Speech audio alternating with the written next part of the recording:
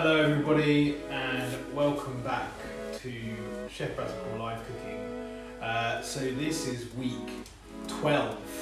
I actually can't believe that I've been doing this for 12 weeks during lockdown, and I hope you've enjoyed it these last few weeks doing it. I know I have. And this week I wanted, like I said to you guys, it was going to be different, and I wanted to do sushi and gyozas, and it was really helpful to have this being done like this in a different format, because I wouldn't have been able to do this in the time frame without, I don't like to do it too long, 45 minutes kind of maximum for us really. So I thought gyozas and sushi. There is a bit of Blue Peter-esqueness, and there is some I prepared earlier, just to sort of help things out, but I thought sushi would be a really nice one, and I'm going to run you through what I've sort of prepared and what I've got ready first. So just want to say thank you again to everybody that's been watching and commenting and doing the creations and posting it. It really is lovely. And after this week, I won't be able to do them as frequent because I will be going back to work, which I'm happy about, sad about. I'm still unsure how I feel about the live cookings and how it's been really, and so on, whether I'm sad that I'm not going to be doing as much or whether I'm happy that I don't know. But anyway, I just want to say thank you to everybody who's gone to the YouTube, subscribed, liked, comment on the pictures and the videos. It's gone on my Instagram and everything, so yeah. So that's cool, thank you so much. So without any further ado, we'll get started. I know this is slightly different. Feel free to ask questions when you want to make the sushi. I know some of you might have made it before on the gyozas, but I thought it would be nice to do this. Please feel free to fire up any questions. So we're going to start with the sushi first. So all I've done here so far is I cooked my sushi rice earlier, and it's really important that when you're doing it, you cook it and you do let it go, cool down, and I put it on a little tray and I fan it, and then I've added some toasted sesame seeds and some black sesame seeds to give a really nice flavour. And the only other important thing you've got to make sure you add is sushi vinegar, okay? Not mirin, like I did once, and it was the foulest rice I've ever done. So sushi sweet. vinegar, yeah, it was awfully sweet. Sushi vinegar or sushi seasoning, okay? If you that's what you want. So what you do is when you've cooked your rice, you've added your seeds, if you want to, you're basically going to put an amount of this sushi vinegar in, give it a mix, and that's it. And then put it on a nice tray, flatten it out, and fan it. The reason I put it on a nice tray is to let it cool down quickly, and also as well, a little trick, put a little pan holder underneath, just to hold it, so that way the air flows underneath and you're not keeping the warmth there. So that's that. Then I've also got a little bit of wasabi. I don't have a wasabi rhizome, that would be incredible. If anyone's ever seen wasabi growing, they look really, really cool. But I've just got some normal paste, which is nothing like the real thing. And you also need I think they use a shark skin or manta ray skin to sort of grate it, which is incredible. I've just got some spring onions that I've cut lengthways, some cucumbers I've cut lengthways, some avocado, and then I've got a little bit of tuna, just normal tin tuna, mixed with a teeny bit of wasabi, and I've used some Kewpie mayonnaise. The reason I use Kewpie mayonnaise is actually it's an eggless mayonnaise, so for anybody that is allergic to eggs, it's really good for that. And I think it's just slightly sweeter, not quite as acidic as normal mayonnaise is. I didn't know it was eggless. Yeah, it was vegan, isn't it? No, that's the sriracha mayo. No, I'm sure it's vegan. I don't know. I would double check if you're allergic to eggs. I've got one over. I've got a different brand. Let's have a look. Like a right fool. Yeah, don't use that. Yeah, you're getting confused with sriracha mayo. Yeah, sriracha mayo. Well, that would actually still be very nice. Yeah, sriracha mayo would be good. You could instead of wasabi, you could do sriracha mayo. Thank you, my wife. So, don't want any deaths on your hands. Right. Here is a sushi mat. You can pick them up from pretty much anywhere, Amazon, Lakeland, anywhere, and that. If you haven't, you can do it with cling film, but it's a little bit easier to do on here. So we're going to go through the process of doing the first lot of sushi. So all I'm going to do first is just get a bowl of water. Okay, and I'm going to keep a towel by me as well. So when you get the sushi nori, there's two sides. There's the rough side and there's the shiny smooth side, okay? We're going to put the shiny smooth side down, okay? And it's really important that you wet your hands, okay? Now I'm going to do one vegetarian lot and one fishy lot, okay? And you don't want your hands sopping wet, and you don't want them bone dry. If they're bone dry, the rice sticks to your fingers. If they're too wet, you can't manipulate the rice, so you just kind of want to make it a little bit. And what you want to do is basically you're going to pop the rice on here and flatten it out, and you want to leave a little edge on that side, like that, okay? Now some people fill all the way, but I don't, because I like to have just a little bit of nori just to overlap, just to make it a little bit more of a tighter seal. And then what I do now is I get two fingers, okay, and I run my finger down like that and make a little line like so. Okay, and that kind of makes a very small indentation. So we'll do the tuna one first. So what I'm going to do is I'm going to take a little bit of wasabi and put it on my finger. Okay, and spread that like that over there. Now, do be careful. Okay, I made sushi a little while back. And I pulled my little arm. I had a lot. And then I'm just going to put the tuna in there and I'm going to evenly spread it like that. So you've got a nice even amount all the way through it. Okay, like so. Then I'm going to take a few cucumber slices, and I haven't done anything to these, I've just literally peeled them and cut them lengthways. A few bits of spring onion in there as well. Okay, right. So in the middle of that you've put The tuna, and then the cucumber on one side and the spring on the other. Okay, and that's that. And then what I do is I get a little bit of water, and I just put a little bit on the top there. Okay, like so. And when I do it, I just bring it back slightly a little bit so you get a nice round circle and round, like so. Okay, and there you've got a nice nori. And then what you do with your thumbs, you just pinch it there and push it back so you got a nice round shape. Okay, and that's it, one nice and simple. Now I'm just going to pop that in the fridge. Just let that thaw. I mean, I like to do it, you don't want to do this too early in advance or when you want it, but again, it's one of those great dishes where you can do this 4 hours before your guests come, and all you've got to do is then just cut them, which is, who doesn't want nothing to do when you've got people coming? You just relax, just got to cut and serve. Okay, so now we're going to do the other one. Stringer.John says, this is awesome, go Braz, Simon, you legend. John Stringer, clown, absolute legend. I hope you're well, mate. Congratulations on your little boy. He looks cute as both the little boys. I can't believe it's been so long. and Mandy Futterby is making the burgers you did earlier in lockdown as she's watching. The teriyaki chicken burgers? Yeah. Oh, good. Good. I presume. She just said burgers. Yeah, the steak burgers, yeah. She just said burgers. So again, like, we're going to press this down like so. Okay. Keep it that way like that. Again, keep a little lip on one edge. Spread it out as thinly as you can. Okay, a little bit of wasabi. My indentation first. The steak ones. Bit of wasabi in there. It's a bit of a generous portion. Thanks to me, though, we did the steak burgers. It was, absolutely. So now I'm just going to put a little bit of cucumber and the spring onion. Okay, and then what I'm going to do, I've just quartered some avocado, and just with my knife, just going to cut them down sort of relatively thin. Okay, and cut them like so. And then these are going to pop into there. What other fillings could you put in the middle of the... You could use all sorts. I mean, if you wanted to, you could poach a little bit of salmon and poach it off down and flake it down with a little bit of mayonnaise or some pickles, and you could mix that and make kind of like a rillette, as it were.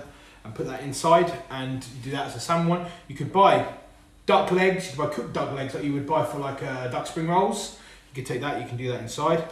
Chicken katsu. You could do chicken katsu, you could buy the prawn tempuras and do that. Again, the world is your oyster, and you can do whatever you want. You know, if you're feeling brave, you can do it. I mean, when I first time I ever did this, we went to Hyper Japan and we did a sushi making course. Oh, I remember that. And we actually learned how to do it inside out. Well, the wrong way around, sorry. So that the rice was on the outside, which you basically just follow the same principle as we've done. You layer it out. And the reason I didn't do it is because I haven't done it for so long, I didn't look like food. You layer it out and then you flip it over on the cling film or greaseproof, on the cling film or the sushi mat. And then you put the filling on the outside where the nori is. And then you just roll it. And then you've got it a bit on the outside, which makes it easier for when you do things like tempura prawns. That way that it doesn't go soggy from the warm rice, and it's nice and dry against the nori. Okay, so that's the sushi really prepared. I've got number 3 in there that I made earlier. When we cut it later, you're going to need a nice sharp knife, and you need a damp cloth. So I'm just going to leave that there. Okay.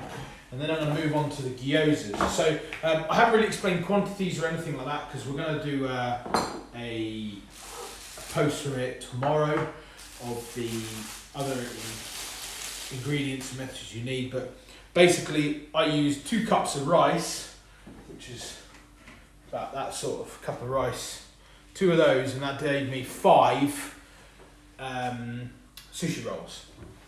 So that is about, I usually cut mine into 6, so that's 30 pieces out of 2 cups of rice and a tin of tuna and half a cucumber and 4 spring onions. So And a bit of avocado.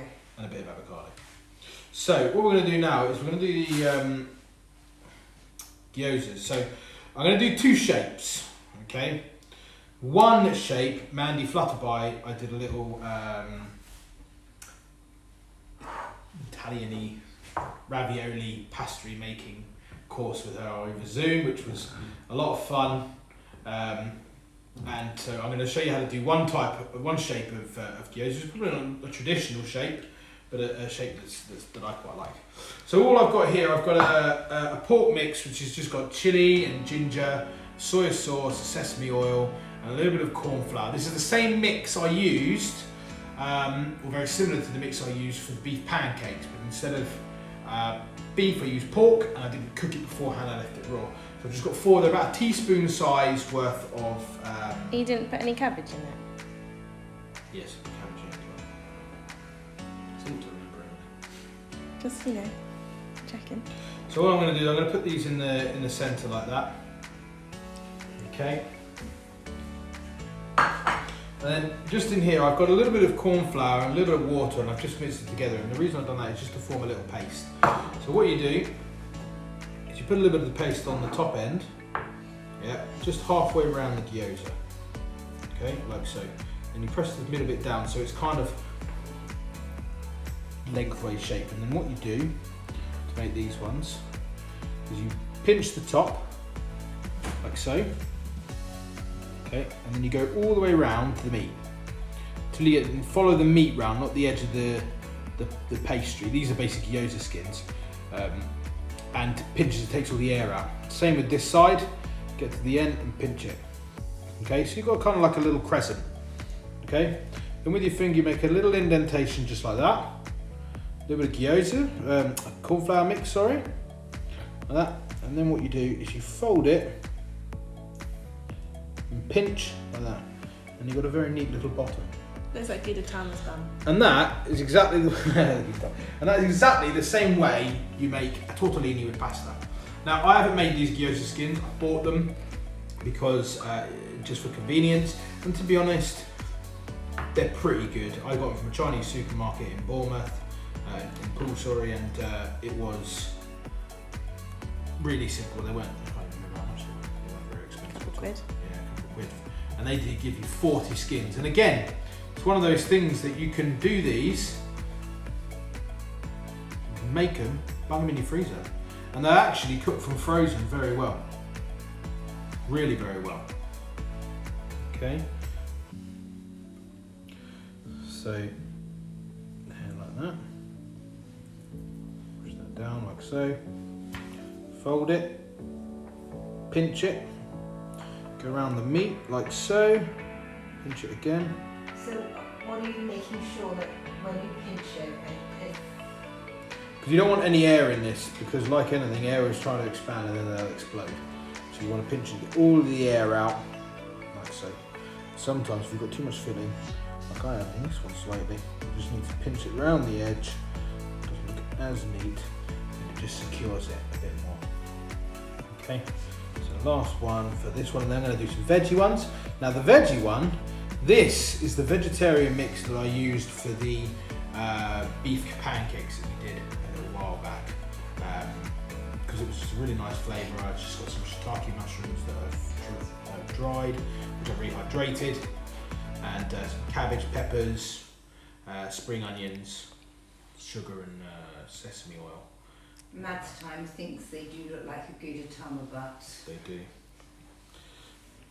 Okay, so there we are, there's 4 little gyozas, right? Now to do the veggie ones, these are a little bit more fiddly, okay, but they're good fun to do, these ones. They're more the traditional one, aren't Yeah, far more of the traditional shape.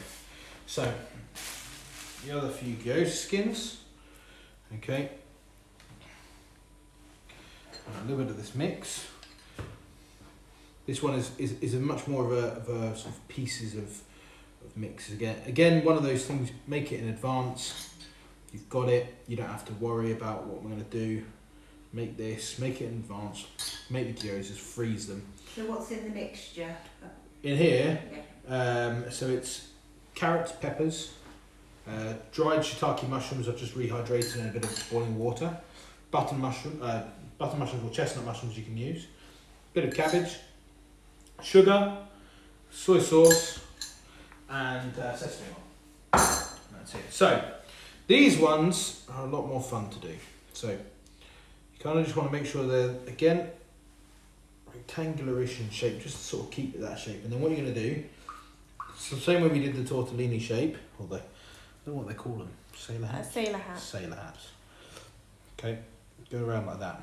Okay, and what you're going to do is you're going to basically pinch it like that and stick that to the other side. And go, fold. Basically you're pleating it like you pleat a dress. Okay, and then the last one, like that, and pinch. Okay, and then I just put a little bit of this just on the top, just to help it seal. You do need to stick it down quite well, because you've only got this on one side, and there you go, a nice little gyoza. Okay. See, and they should get, the reason you pleat it one side and you get almost like a crescent shape. Okay, so I'll do the other ones now. Nice and simple. Darren Wiseman says, can you please teach him how to make curry goat? Curry, do you know what, I've never made curry goat, if I'm honest. I think I've eaten it once. I think I have. I don't know who could, yeah, curry goat, I mean it was delicious when we had it. I know in Portugal, where my family's from, we do goat. And it's lovely. My mum had one, and then, well, let's not go into that. My mum eating her own pets. So, are you just pleating one edge, not both edges? Yeah, just pleating one edge, and that's what gives you the crescent shape. Because if you pleat both edges, you won't get that sort of normal gyoza shape. And that way, when you put them in the pan, they'll actually go around in a semicircle. This has got a little bit too much mix, and that's going to cause me problems. So I'll take that out. So pinch it like so, and squeeze it to that side. Same again. I did get some, my dear wife, when we were making, again in true Levita fashion, we made these some earlier. I got a little sequence of photos. So I'm going to put these up on my highlights in the next couple of days, so you can see, so you don't have to keep going back and forward and following the video. if you like to follow the video, then please follow the video. But this is another easy way of doing it. So that's going to go like that. Again, round. Okay. You see that all right? Yeah. So you're going to pinch it like that, make a little pleat, stick it to the bit with the corn flour mix on it, same again.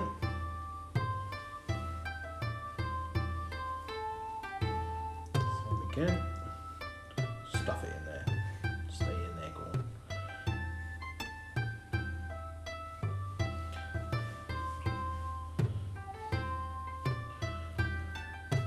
Lovely.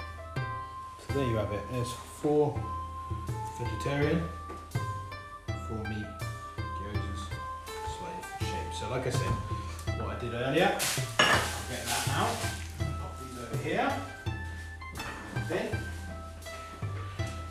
So earlier I made, well we made actually, my dear wife and my niece gave these out. So again, I just pop these in the fridge. A little bit, you want to put them on something that's non-stick, either like a little bit of grease proof or something. And there you go. So. And this is, I mean, we're doing this to feed 4 of us with a little bit of sushi. We're greedy, and it's delicious. Make these.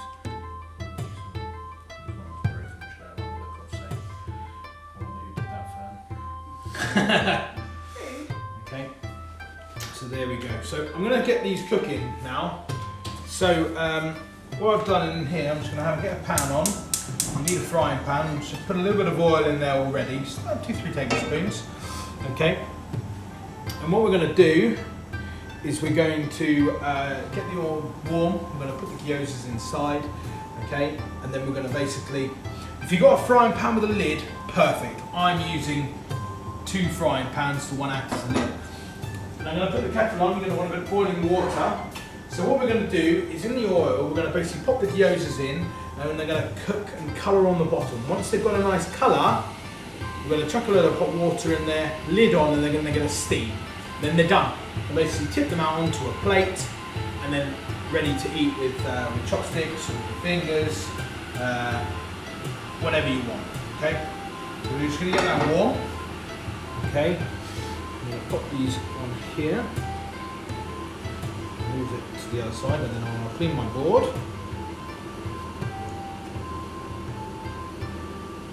I've got enough space for all this.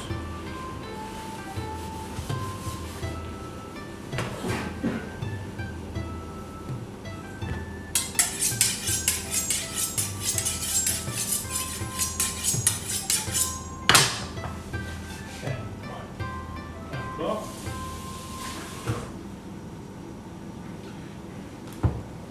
Okay.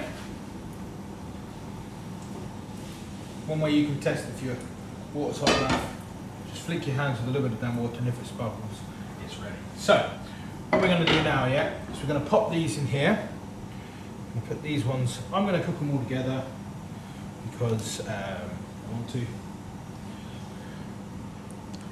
Kieran says they look a lot better than the ones we tried making previously. Talk about Kieran, they were perfect. That was a delight, yeah. But that was the impromptu let's make gyozas with Braz meeting. That was great. Okay. It was fun. It was fun. And you see that I'm actually packing these closely together because when they come together, that means you can literally just slide them out of the pan really easily. Gyozas next. Okay, just going to tuck these in there.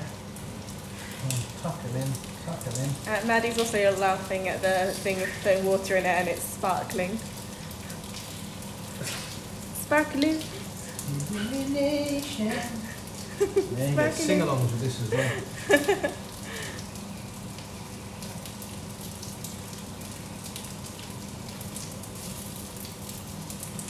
Obviously, if you want to do this in 2 batches, you can. I'm impatient and hungry. I want to do it in 1. That's fine. Or if they're strict vegetarian friends. Yeah, no, yeah.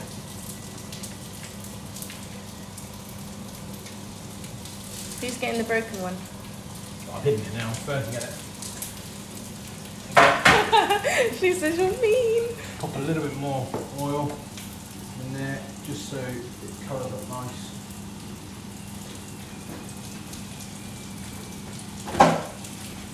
Okay, so they're going to colour up really well, and as soon as give them a little shake so they don't get all nice and even, and then basically whichever ones you put in first, you see they start to colour like that.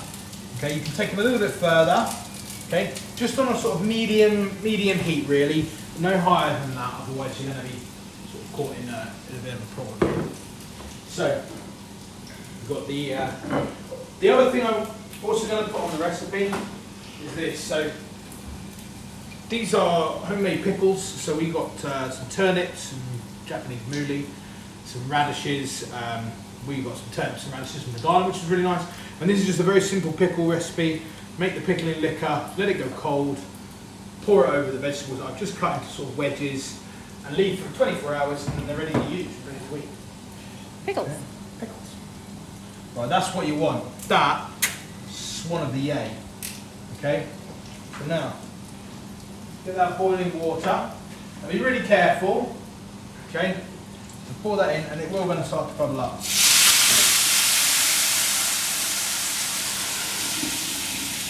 Okay? It doesn't require loads, and it's going to take about 8 minutes. If you're doing them for frozen, you want to give them 10 to 12. But with those, you want to put a nice water in there so they're sort of covered by about half a centimetre of water, and then that way the steam will cook them, cook it all through nice and evenly, and it'll be fantastic.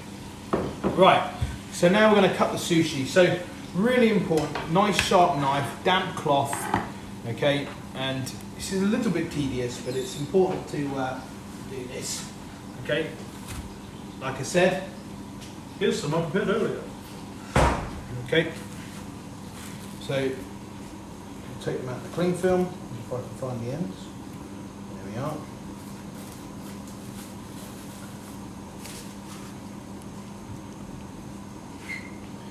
Right, then you do it in half. And wipe your knife. The reason you wipe your knife is because the rice is sticky. We'll push the next one down, so you see already there you get a little bit of stickiness in the one. Okay.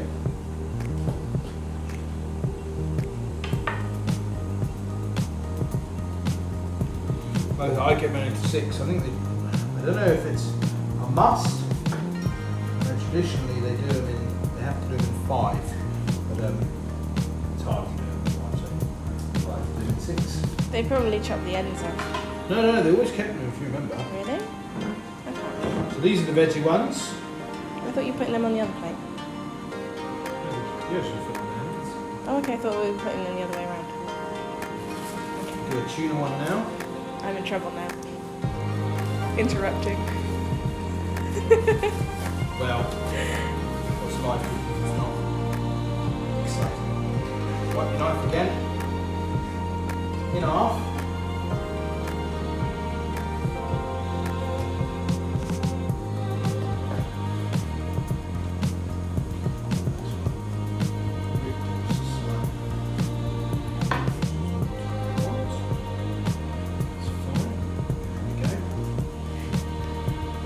Gregory Birchall says, what would you do without her? Which means me.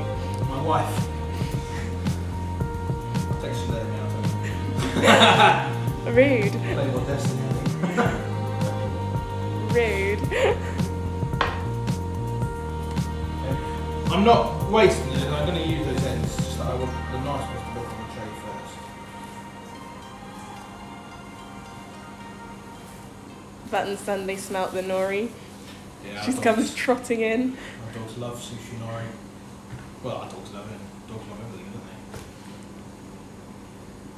they? Also, those guys smell amazing. They really do, actually. Oishi.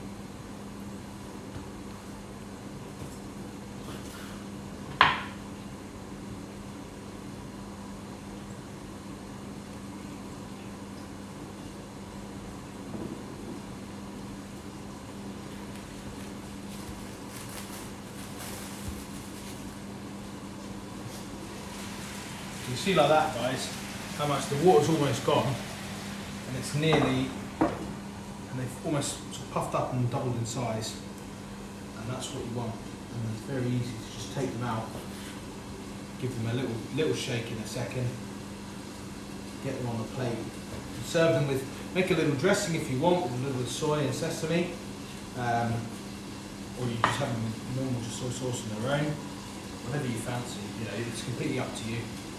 You know, when you make them, by all means, send a picture.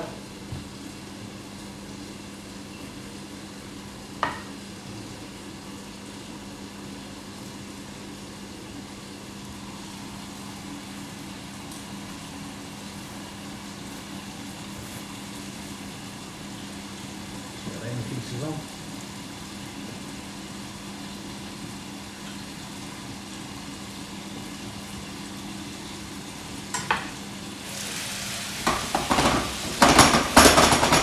A little bit longer.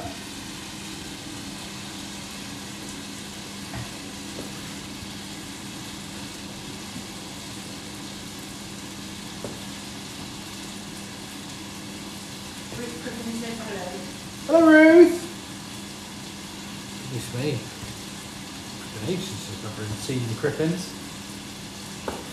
Thank you very much for tuning in. Hope you guys are well. In advance.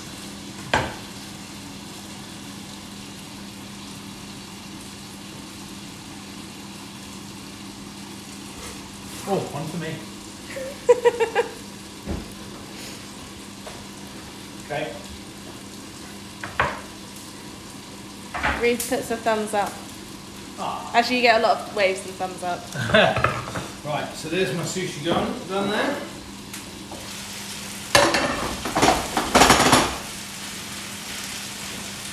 Should be able to just gently jiggle them. If you've got to get a spatula underneath, then do so.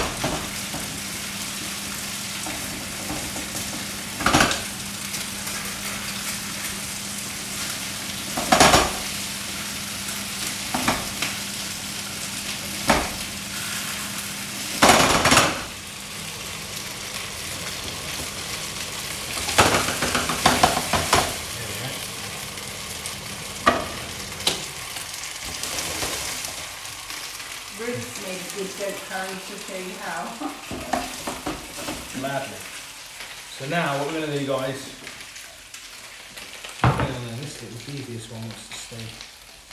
You see the gyoza skins are cooked. You don't have to worry about the meat. The meat's definitely cooked, so don't worry about that. And next you just tip straight onto a plate. So.